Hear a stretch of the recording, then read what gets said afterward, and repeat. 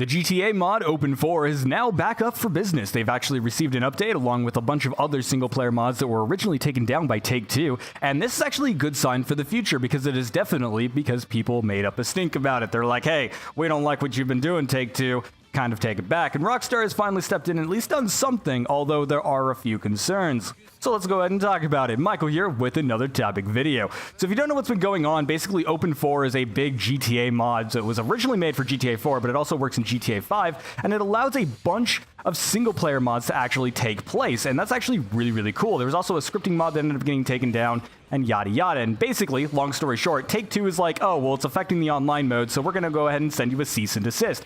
And this has actually been happening to several other mods as well, and mods that we didn't even end up seeing any news about, because basically, you know, when somebody ends up getting their mod taken down, they don't necessarily go out and publicly say it. However, when Open4 came down, Open4 is actually required for a lot of single-player mods, and therefore, it's not something that, you know, is going to go unnoticed. So, yeah, they definitely sent it to a bunch of people. We'll talk about that in a second, but basically, Take-Two was like, hey, it affects the online mode, and people are using it to cheat, so we're going to go ahead and take it down. And they actually followed this up. People were very, very quick to end up judging on this, and like, oh, well, they're trying to ruin single-player mods so they can make everyone play multiplayer. That actually wasn't the case. What actually ended up happening, and what RockStar was actually trying to end up saying in a new statement, but they were very vague about it, which actually made the situation 110 times worse. But basically they said, oh, well, people are using it to affect the online mode. And even though Open4 originally, the developers have said, hey, we're trying to make sure that it doesn't actually affect the online mode and actually blocks you, people were able to hack through it. There was a vulnerability in it and use it in the online mode and use it to actually hack in other assets and things like that into the online mode. And this was ended up being confirmed, especially by different sort of communities. And so, yeah, it is a problem that can affect the online mode, but they don't really necessarily care about the single player mode. Now, the reason why they want to remove mods and hacks from the online mode, not only because it ruins people's experience, but also they sell shark cards and they don't want people getting free stuff. We'll talk about that a little bit more towards the end of the video, but essentially, yeah. So Open4 ended up getting taken down along with a bunch of other mods, and people were very quick to say like, oh, they're trying to ruin single player modding, and people were very, very vocal about it. And that was actually really, really good, because Open4 was not actually the sort of, I guess I don't want to say victim, that's the wrong word, the criminal in this situation, I should say. Because other people were exploiting a mod to kind of do whatever they wanted and use their own hacks and stuff like that. However, what ended up happening afterwards is that Take-Two actually went forward and started removing hacking sites. And what ended up happening here, I believe, is the fact that they actually sent cease and desist to a lot of other people and actually threatened legal action to a lot of people. And this is actually one of the cases to where, you know, when you get a cease and desist, you do not have to immediately take action. You actually have a sort of period to where you can be like, oh, well, this is what I'm going to end up doing. You have time to get a lawyer and things like that if you're actually going to follow through with it. And Open4 was just very open about it. And they're like, oh, yeah, we got a cease and desist. We're not going to bother with it. And they were very vocal about it. And so basically they took it down immediately because they're like, hey, we don't want to actually take Take-Two to court. That's not something we're willing to do over a mod, and I do not blame them. But then other mods ended up kind of going down, other hacking services and stuff like that ended up going down as well, and that was their initial goal, was to ruin the online sort of hacking sort of situation that has actually been a problem in GTA for a very long time. And anybody that has been playing GTA Online probably ends up knowing about that by now. It's definitely been a problem for a very, very long time, and they're finally trying to fix it, which people say they're trying to fix it at a very late period of time, but once again, that's kind of semantics at this point. At least they're doing something about it. And a lot of people were saying they're trying to do it so they can end up selling shark cards, which is basically their premium currency within it. It basically, you buy in-game cash so you can buy other assets and things like that inside the game.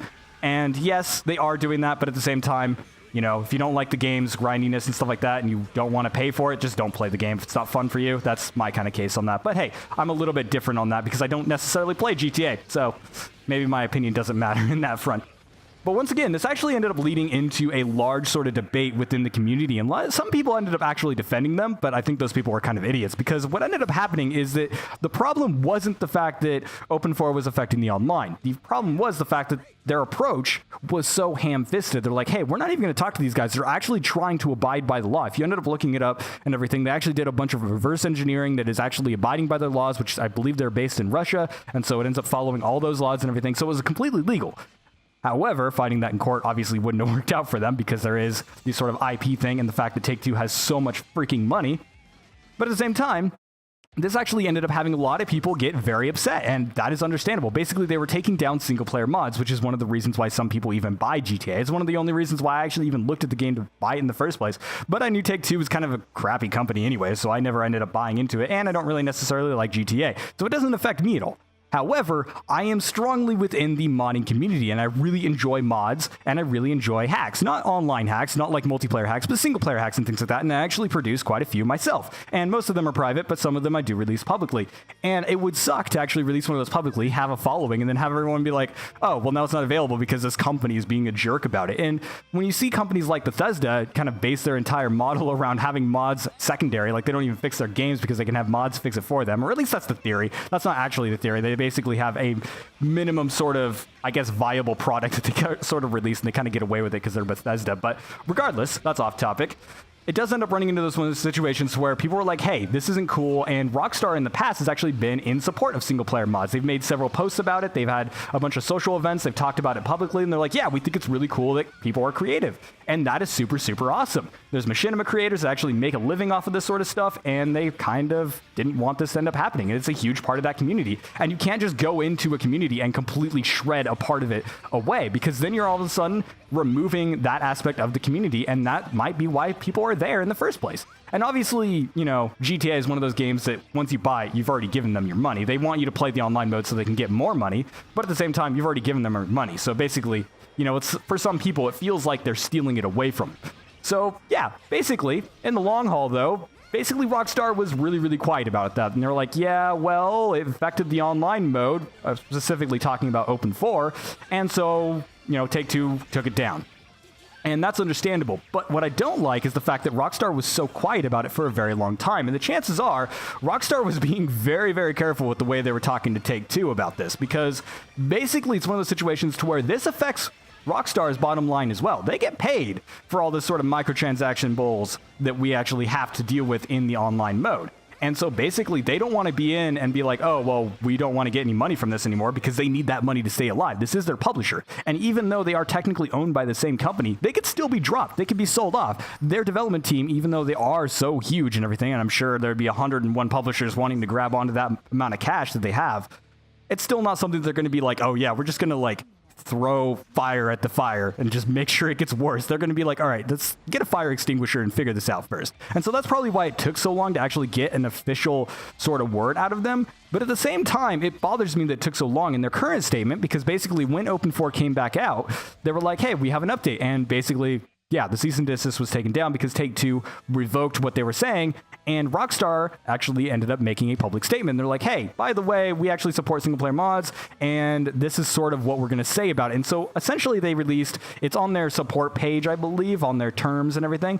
And so essentially what it says is basically we're okay with creative mods as long as it doesn't infringe on IP and it doesn't affect the online mode, which, yeah, fair enough. People are okay with, you know, not affecting the online mode, because hacking in an online game has always been kind of scummy. And while some people argue the only reason why people are kind of cheating online, which this isn't actually the case, but some people say it's like, oh, well, don't make it so grindy. They want you to buy shark cards. If you don't like it, just don't play the game. It's quite simple as that. You know, I don't necessarily like it, and that's why I'm never going to end up buying into it, but hey, that's kind of your choice to make. It's not mine. And, you know, some people do enjoy the online mode and just want the hackers removed. And so having these online hacks removed is definitely sort of commendable. The part that actually worries me, though, because all these mods are actually getting back together, and the scripting mod has been updated again as well, and it's back available for download. The websites are back up. The hacking tools, however, have not been brought back up. So if you're somebody who is enjoying the online hacking tools, guess what? You're screwed, and you're kind of a jerk for hacking in the online mode anyways. But whatever, we're not going to get too much far into that. But those ones have been taken down. There's been a bunch of lawsuits kind of thrown around, like threats, not necessarily lawsuits in themselves, but kind of threats of lawsuits. And so essentially, yeah, those probably are not coming back. And I think Take-Two has actually ended up getting quite a bit of money off of these guys because, well, not necessarily money, but publicity off of these guys, which then ends up running into, hey, they're trying to fix a hacking problem. And that could be somewhat seen as damage control. But at the same time, this game has been selling extremely well during the summer sale. Now, why do I think that this has actually been a case in the fact that they've actually reversed on what they're saying?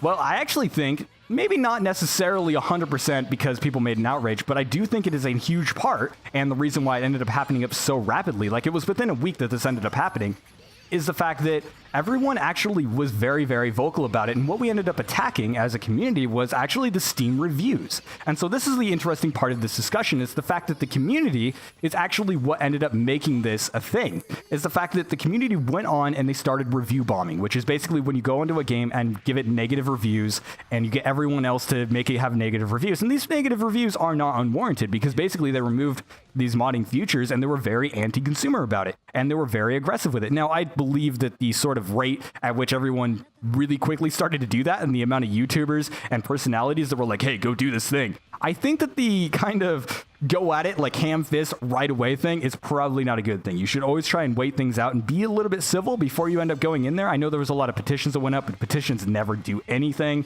unless it's to the government and you get literally millions of signatures in the government, and then yeah, maybe. But regardless, petitions don't do anything. But still, there could have been the case of RockStar actually coming back out. However, the fact that everyone actually acted so quickly and everyone actually reacted against it so quickly is the fact that it went on Steam. It was actually overwhelmingly negative and overall a mixed review, which no doubt affected the amount of sales they were starting to get during the summer sale and the sale leading up to the summer sale. And no doubt affected the amount of shark cards they ended up selling, which is their main profit line at the moment, which makes them millions of dollars. And so basically when they ended up seeing that, they're like, oh, well, we should probably fix this. And even though it's not going to be like a lot of money in the long term, you know, obviously they're still going to make money ham over fist, like ridiculous amounts, even with the whole controversy. It is one of those situations to where they don't necessarily want to end up losing out on just a little bit of money. They want to make sure they're earning as much money as they possibly can. And so, yeah, it's one of those situations to where this community thing actually made this happen a lot quicker. Now, I believe this would end up getting fixed in the long run, because we haven't actually seen a case to where these mods actually get taken down and then they don't end up coming back up, unless it has to do with Nintendo. I think Nintendo's the only one that's actually been very aggressive about it and actually gone to court over these sorts of mods.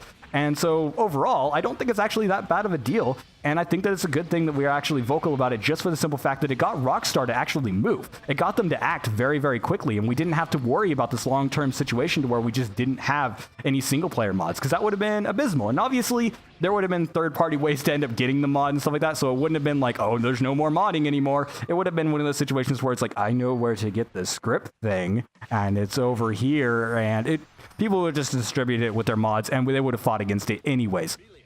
And that's what we've seen in the past as well, especially with other things. MMOs, for example, get a lot of like sort of visual mods and things like that that jump into it. And so those end up normally being distributed very shadily, just because companies like Nexon, which is a huge MMO publisher, although they're getting more into normal games nowadays, doesn't actually like mods. And so people will like distribute mods kind of shady and everything like that. And so, yeah, it's one of those situations to where I don't think it would have been a long-term problem, but at the same time, now that we've done this, and now that it's come out, we actually have a set precedent, and that is actually going to be very, very clear. And so basically, now RockStar has said, here's our policy on mods, and although it is vague, you can end up reading it if you go ahead and look it up on their support page or whatever. I'll try and find a link and put it in the description if I remember. I probably won't, though, so I apologize for that. But regardless, it is very vague, and so they still have a lot of things they can do, and this is definitely a problem that could end up coming back. If Take-Two's like, oh, we want to remove mods, let's just go ahead and remove single-player mods. They could. And they would actually, you know, once again, they'd still be able to profit off of their money-making machines anyways, and so it definitely wouldn't do anything. But the major part to this that I'm really, really excited about is the fact that this actually happened, is the fact that it's Take-Two and RockStar, which has one of the best-selling games of all time, GTA 5. If this can happen against GTA 5, then other companies are going to be less resistant to the idea of mods, and it actually solidifies that that can actually be a legitimate thing within the community, and it's going to help to kind of get rid of the idea that mods are bad. Now, there are hacks and things like that, and I don't think hacks are always bad, although when it goes into online play and has a bunch of balance issues and stuff like that, obviously it does. And I understand people that are kind of against the whole idea of shark cards and everything like that. Once again, my idea of that is just don't play the game if you don't enjoy it, but there you go. And overall, I think it's going to be a good thing in the future, and I hope that it ends up being one of those situations to where we can actually see more mods that are coming out because of this. And I know that there are a few modders that were like, hey, you know, I saw this thing, and now they're kind of scared to actually go to GTA, but I hope it doesn't end up destroying the community, because I think RockStar has been very, very careful about that, and maybe that's one of the reasons why they actually took so long to respawn in the first place as well. Maybe they didn't want to end up scaring away the community of mods, because they could have been like saying, hey, well, we can't do anything because it's Take-Two. And then if they would have said that, then everyone would have been like, oh, well, now we just can't mod GTA because basically they don't like mods or whatever. And so, yeah, that would have been scary. But yeah, overall, it's an awesome thing. So yeah, I'm really excited to see the future of mods, especially when a giant company like Take-Two actually reverts their anti-consumer practices against it. Because as somebody who does create mods and somebody that uses tons of them and really enjoys that sort of community, the creative communities within mods that make games better and make them more fun, like, that's absolutely fantastic. And I really want to I hope that this helps it grow. Wow, I don't know why that was so difficult for me to say. I'm trying to play a fighting game in the background. This is very, very difficult for my brain. Anyways, thank you guys so much for watching. Make sure to like, comment, and subscribe for more content like this one. And obviously, the game in the background has been Guilty Gear Xrd? XRD? I don't even know how to say it. I recently picked it up, and I'm like, oh my god, I freaking love this game. And I'm playing the M mode, which is the Medals of Millionaires mode. I haven't actually played a Guilty Gear game, like, legitimately since, like, the PS2, so I'm really freaking enjoying myself. And I'm playing Milia, because she's literally the only character I know how to play. I'm a noob. I'm going to end up doing videos on this game eventually. I actually have a new series that's going to come out on it, but that's it for another video. But yeah, anyways, thank you guys so much for watching, like I said, and leave in your comments what you think about this whole situation. And is there any news that I ended up missing? Is there situations to where maybe there was stuff that happened that I wasn't necessarily sure about? Because, once again, I'm not into the GTA community, and so I don't necessarily know everything about everything that's going on, and I don't know how all these hacks and things are being solved, but I hope that it ends up actually improving the online mode as well, because I know a lot of people, the main reason why they don't like it, one, it's grindy, but they also don't like the fact that there are so many hackers. And so definitely if they end up fixing the hacks, that could end up actually improving the game and maybe making it better to grind, although some people use the cheaters to actually get all their money and stuff like that. I don't know. I don't play GTA, though, so I guess I'm not the best person to talk about it, but maybe other people are, and maybe you guys have some thoughts in the comments that you can end up throwing out there. And for any other closing comments, maybe thoughts about this video, make sure to leave them as well, and I will see you guys in the next video. Man, that outro is just abysmal. I'm sorry for that. I'm playing a fighting game, which I've never actually done in a video before, and it is very hard to concentrate on both things at once. And so, yeah, I'm just gonna play without recording. That'll be a thing.